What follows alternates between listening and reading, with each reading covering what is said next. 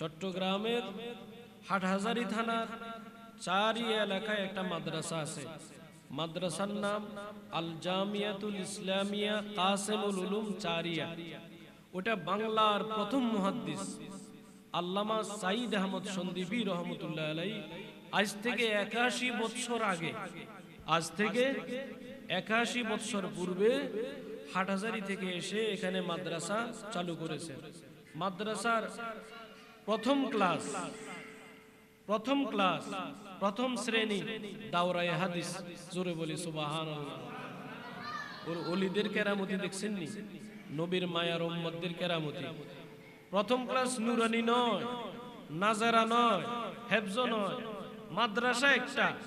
মাদ্রাসার প্রধান শিক্ষক বাংলার প্রথম মুহাদ্দিস।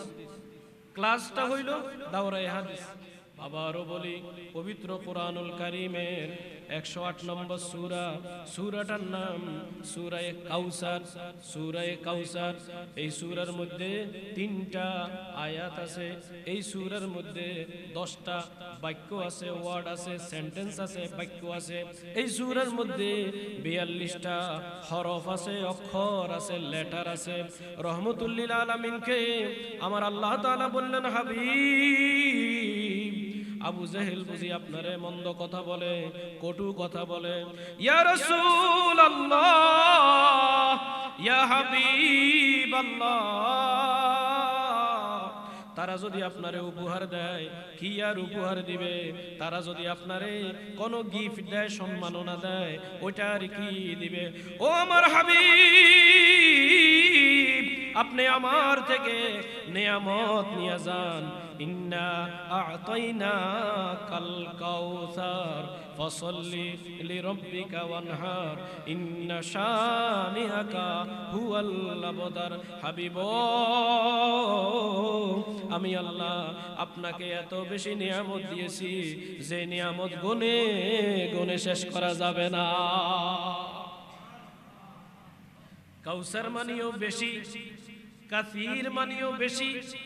যেহেতু এটা একটা মাদ্রাসার মাহফিল, একটু করে তাফসীরের আলোকে 2 মিনিট কথা শুনেন।